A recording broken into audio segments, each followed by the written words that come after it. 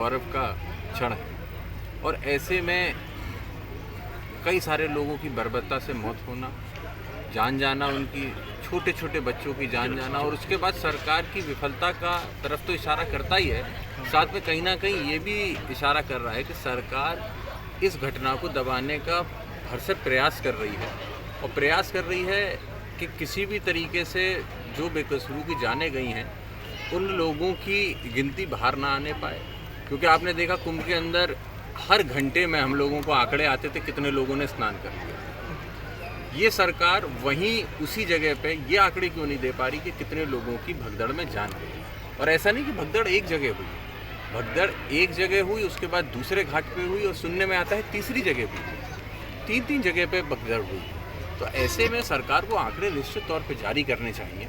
और साथ ही में हम लोग को तो ये भी पता लगता है कि ये घटना का जो मुख्य कारण था कहीं ना कहीं इस महाकुंभ की भव्यता को दिखाने के लिए जो सरकार लालायित रही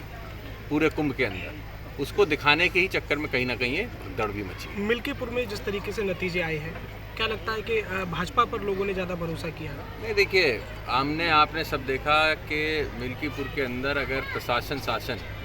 खुद वोट डालने पर आतुर हो जाए तो चुनाव में निष्पक्षता बचती नहीं। हम लोगों ने लोकसभा के अंदर भी मिल्कीपुर के चुनाव की बेईमानी को लेकर आवाज़ उठाई और यहाँ तक कि जहाँ चुनाव आयोग पूरी तरीके से शांत हो गया, पूरी तरीके से निष्क्रिय हो गया, तो समाजवादी पार्टी ने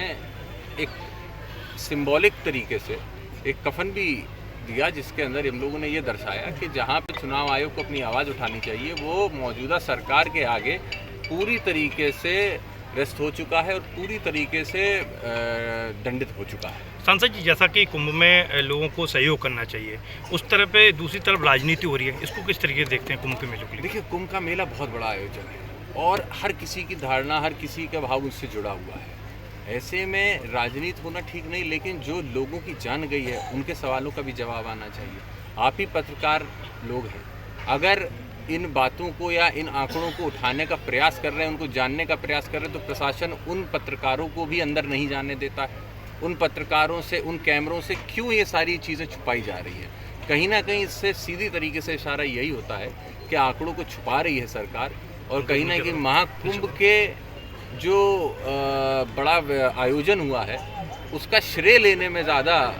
आतुर है और ना कि लोगों की मदद करने। अच्छा, योगी जी ने एक बयान दिया है कि शिवपाल सिंह के यादव जी के साथ ही सपा में राजनीति की जा रही है, उनके ही परिवार लोग उनके राजनीति कर रहे हैं। कैसे देखते हैं? मैं योगी आदित्यनाथ जी से कहूँगा कि बहुत सारे ऐसे मुद्दे हैं प्रदेश में, उन्हें शिवपाल सिंह जी की चिंता करने छोड़ देनी चाहिए। वो अपने परिवार में सबसे बड़े हैं और आज पूरी सम्मान के साथ समाजवादी पार्टी के लिए निष्ठा से लगे हुए हैं। उन्हें उनकी चिंता नहीं करनी चाहिए। उन्हें इस प्रदेश की जनता ने मुख्यमंत्री बनाया है।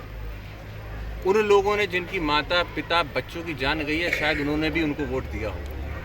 तो उनकी जिम्मेदारी होनी चाहिए उन लोगों को जाकर जवाब दें, उन लोगों को जाकर के मिले, उन परिवारों से मिले जिन्होंने अपनों को खोया है, ना कि इसमें भी कहीं ना कहीं अपना राजनीतिकरण करते हुए अपना राजनीतिक फायदा देखने का प्रयास करें। अच्छा, जिस तरीके से चुनाव आयोग और ईवीएम की बात होती है, अभी कैबिनेट मंत्री जयवीर सिंह आए थे, जब उनसे पूछा गया तो उनका कहना यही था कि समाजवादी पार्टी जब 37 सीटें जीती थी तब तो चुनाव आयोग और ईवीएम पे ठीक रहा, नहीं वोटा हारने के बाद ही क्यों? आपको याद होगा जब 2024 का चुनाव हुआ था, उसके बाद पहला सेशन जब लोकसभा के अंदर हुआ था, हमारे राष्ट्रीय अध्यक्ष आदरणीय अखिलेश यादव जी ने अपना जो उद्बोधन दिया था उसके अंदर इस बात को उन्होंने उल्लेखित किया था कि हमारी 37 नहीं, हमारी 47 सीट भी आ जाएंगी, हमारी 80 में 80 भी आ जाएंगी, तब भी हम ईवीएम पे भरोसा नहीं करते थे और ना ही करेंगे।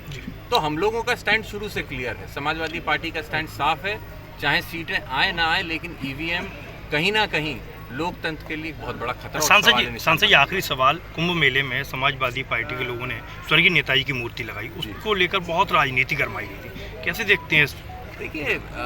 लोगों ने बहुत ऊंची बातें भी कही गई। नेताजी एक ऐसे व्यक्ति रहे जिन्होंने समाज में जाति वर्ग से ऊपर उठकर लोगों की मदद की, समाज को आगे बढ़ाने का प्रयास किया और ख़ास करके उत्तर प्रदेश की अगर बात करें तो उत्तर प्रदेश आज जहाँ पे भी है उसमें एक बहुत बड़ी अहम भूमिका नेताजी की रही है। ऐसे में किसी ने अपनी श्रद्धा से उनकी मूर्ति की वहाँ पे